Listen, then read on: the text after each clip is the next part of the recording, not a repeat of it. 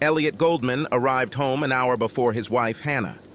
He took a beer out of the refrigerator and sat down to rest. He noticed one of his wife's women's magazines on the coffee table. The main cover story was 10 Ways to Tell If Your Spouse is Cheating. Elliot usually ignored or even laughed at such a title. However, in the last month or so, he had felt a change in the strength, his mating bond. He read the article and immediately reproached himself for trusting such lists. And yet, the seed of doubt about his wife's behavior after 6 years of marriage was sown. A few days later, one of his colleagues came to see him after lunch. "Hey, Al, I don't know if this is true or not, but I saw your wife having lunch with a guy. She works with several men. I suppose it's not unusual for her to have lunch with one of them from time to time. But do she and the guy usually hold hands, stroke each other, and hug?" He pulled out his phone and showed it to Elliot. After watching the video for a couple of minutes, Elliot remarked, "They really look very cozy, don't they? Did you happen to hear what they were talking about?" "No, I was too far away. I know they smiled, laughed, and looked at each other lovingly." "Did you see where they went then?" "No. By the time I paid the bill, they had already left." "Well, it's probably nothing, but I need to talk to Hannah. Send me a video." That evening, Elliot returned home shortly before Hannah. "Hey, big guy, how was your day?" "Interesting. How about your day? Anything special?" "All the same." "How long do you have for lunch break?" "Why do you need to know that? Are you planning to surprise me and invite me to lunch one day? It would be great." "I just wanted to know how much time you have. It would make a difference which restaurant we could go to. Officially, we only have half an hour, but we can stay longer if we let the secretary know. Have you had such long lunch breaks lately? Do these questions make sense? Okay, spit it out. Why are you actually asking these questions?" Elliot took out his phone and showed Hannah the video. Hannah replied, "So what? It looks like you are really friends with this person." Hannah laughed. "You mean because he's gentle? You were both gentle. This is so cute. What are you talking about?" Elliot started to get angry. "This is so cute. Are you jealous? You're jealous of Spencer being gay. We touch each other like I touch all my girlfriends. Believe me, there is nothing romantic in our touches. I guess I should be flattered that you're jealous. It means that you value our marriage if you are upset about a possible competitor." Hannah smiled widely. "Al, remember, appearances can be deceiving. Well, I can't say he's gay. If you really want to know, talk to everyone I work with. Better yet, check out Spencer's Facebook page. He does not hide his gender preferences." Elliot actually checked Facebook, and the guy's Facebook page said he was gay and in a relationship, a gay relationship. Elliot felt ashamed that he doubted Hannah. A few days later, Hannah called her husband to say that she would have to work late and that he should go and eat without her. This almost never happened. Hannah's job simply didn't require extra time in the evenings. Elliot remembered the list. Unexpected delays at work was number 4 on the list of signs of cheating. Elliot went to his favorite restaurant and ordered food. His plan was to bring his poor, overworked wife dinner, if that's what she was actually doing. If he's wrong, he'll just join her for dinner. The guard knew Elliot and let him in. Elliot declined the guard's offer to inform his wife of his arrival. He wanted to surprise her. God, how he wanted to surprise her. Approaching her office, he heard 2 voices, a man's and a woman's. Walking quietly, he stood at her door and listened. Hearing his wife say, "Oh, that's really good," Elliot quickly opened the door, excited about the upcoming date. Hannah and the man she worked with stood over the architect's desk, looking at a large sketch of an organizational chart. They were both fully dressed, and nothing seemed out of place. "Elliot, it's a surprise. What are you doing here?" I just wanted to bring my loving wife dinner." "This is so cute. Did you bring dinner for Jimmy too?" Trying to think quickly, Elliot replied, "There are 2 dinners here." "So, have you already eaten?" Yes, I have already eaten. Well, it's time for me to go home.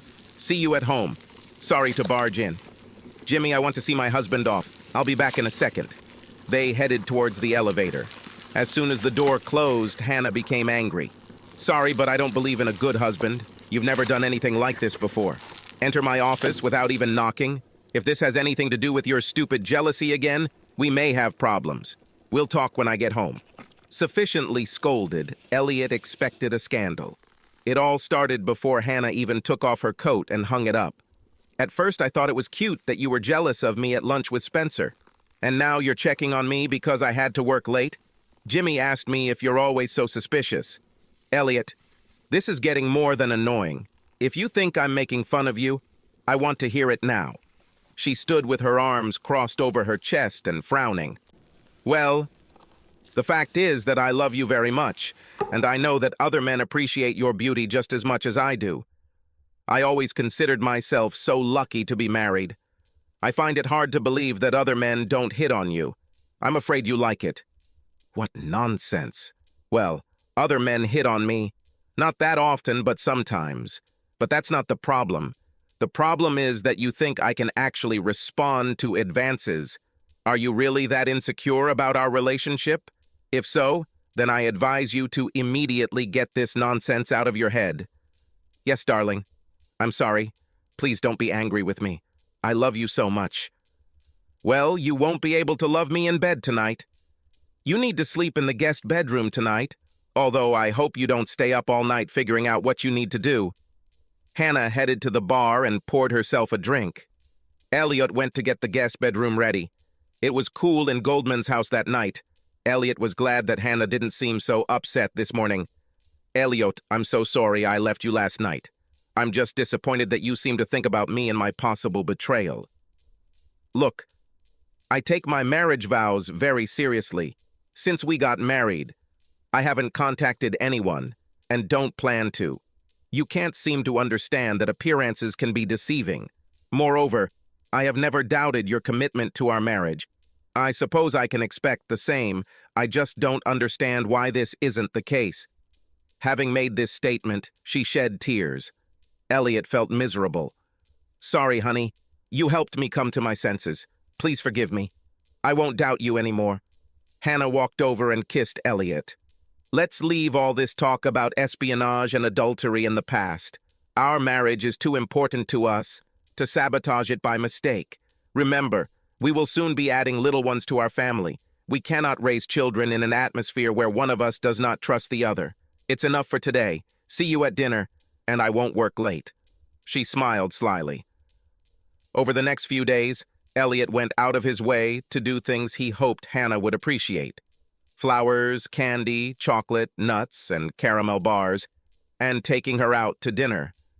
The atmosphere at home has softened considerably.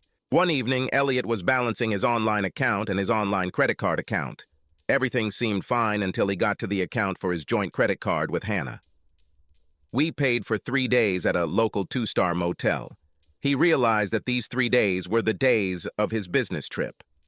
Crap. Not again. Remembering the last disaster, Elliot didn't want to even think about asking her about it until he was sure it was what he was afraid of. He began to think about how he could find out before he made a fool of himself again, or worse, jeopardized his marriage. Elliot went to the hotel and asked the receptionist if he was on duty those 3 days. He then asked whether the hotel had CCTV footage from that period, and so it was. For $250, he saw the recording. Eventually, after fast-forwarding the tape showed Hannah opening the door to the room. With her was a man dressed casually. They entered. This was a couple of hours before Hannah left. Although Hannah never appears to have stayed overnight, she did make several visits of varying lengths over the course of 3 days. The guy came and left several times alone, usually carrying food. Elliot received a copy of the recording. Elliot ran through every possible scenario that might suggest that Hannah's visits to the motel were for a legitimate purpose. He couldn't imagine anything other than what he feared most. Is it time to talk to Hannah again? No, Elliot needed more proof. He talked to his lawyer. By the time he left his office, he had a divorce filing in the works and a private investigator under contract. The detective hid cameras and tape recorders in the house, and Elliot hid one in Hannah's car. For several weeks, daily video searching and recording did not produce any unusual results, yet. The digital voice recorder in the car did not record part of Hannah's frank conversation. "Hey, Craig, can we talk? I'm in the car, on my way to work." "Okay, me too. Are you ready to tell us about our little adventure at the hotel?" "Yes, it was one of the most exciting things I've ever done." "So you don't have a problem with what we did?" "Not really. I just wish we weren't so secretive. You know we can't talk about this in the office. You never know who might be listening." "Well, you can always tell your husband about it." "Yes, of course. As if he would understand why I need this." "Do you think we could ever do something like that again?" "I don't know. We need to choose the right time. I don't want to explain what we do. The possible consequences are too dire." "Okay, I will wait. It's worth it." "Okay, but next time, you will pay for the room." They both giggled, and the conversation ended. Elliot was seething with anger. "Let's see what this bitch has to say about this." Copies of the video and recordings were sent to his lawyer. A copy of the marriage contract must be attached to the divorce application. The adultery she committed would have left her with what she brought into the marriage. Elliot will tell the lawyer when to pull the trigger. Hannah took off her coat and threw her purse on the sofa. Elliot was sitting at the kitchen table drinking beer. His laptop was in front of him, but was facing towards the living room. There was an envelope next to the computer. On the other side was a digital voice recorder. "Judging by the shitty grin on your face, you have something up your sleeve. You better not fall for adultery again. This time, things won't end so well. I admit that you fooled me, Hannah. This time I have proof. This should be good. Show me this so-called proof." Elliot played video of the hotel room where Hannah went in and out, sometimes spending more than an hour there. "And that's all? Before I say anything, what else do you have?" Elliot played the recording of the conversation in the car. His confidence was waning, given Hannah's smug attitude. Hannah smiled when she heard the call recording. "This will cost you dearly, asshole. First, the video. I agree that it shows me going in and out of a hotel room with a man. His name is David. What you don't see is that his sick wife is in the room. Don't you remember that my office helps support the Fairview homeless shelter?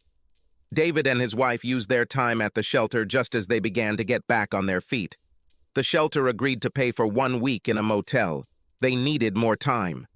Craig and I decided to help them, although we had no intention of doing so. I paid for 3 more days before they went into an apartment under the supervision of mental health center staff. David's wife is a former military personnel who is physically disabled and suffers from PTSD. I spent some time in the room talking to them about where they were moving and about David's job prospects. I tried to support them and cheer them up. The reason Craig and I were secretive was because we might lose our volunteer positions because we went against agency policy. If the agency made exceptions to its support duration rule, everyone else would expect it too. They don't have the budget for this. If our company found out that we were ousted by an agency for which they are the main contributors, our work could be negatively impacted. I don't think they would fire us, but it could affect our future raises and promotions. The conversation with Craig is now easy to understand, knowing what the secret was. Play the recording again. See if you hear anything in our conversation that specifically mentions sex or cheating on our spouses. You'll hear that you took our conversation about our secret act of kindness and turned it into something sinister. You just had to make some assumptions. You don't deserve any respect after what you did. You say you love me, but you don't trust me. I'm not sure I can stay married to a man who doesn't trust me. Are those divorce papers in front of you? Yes, but I don't have to. Shut up. After your last attack of distrust of me, I thought about what to do if you don't trust me again. I've come to the conclusion that just leaving you won't be enough. It won't hurt you because you obviously don't care much about me if you can believe that I want another man. I realized something else. Over the past few years, You are the one who got a new wife. But you. Hannah, I swear to God, I've never touched anyone else. Oh, spare me this theatricality. I'm sick of your hypocrisy. I didn't mean another human woman. I was talking about business. You are so engrossed in growing the business and preparing to take over the reins in a few years that the business has become your wife. Elliot was silent. This is what you will do if you want us to stay married. Keep in mind, I don't care what you decide. However, I will agree to stay married. Part of my reasoning will be that I will enjoy revenge on you every day until I am satisfied. Another reason I would stay married is that I would just as quickly get rid of all the confusion, hassle, and expense of lawyers that can come with a messy divorce. And believe me, if I decide to get a divorce, it will be terrible. Darling, I will do everything to save our marriage. Tell me, what can I do? Please give me a chance. Damn you. You made me lose my train of thought. Oh yes, the divorce petition. Have your lawyer destroy this divorce petition and instead rewrite the marriage contract. The first thing is get rid of the part about if one party can prove that the other committed adultery, and then they add the part about me getting 25% of your business and 60% of your assets and alimony of $5,000 per month for 5 years, regardless of who initiates the divorce and regardless of the grounds. If that sounds harsh, well, hard shit. I have to do something that will scare you enough to stop these fraudulent, cheating accusations.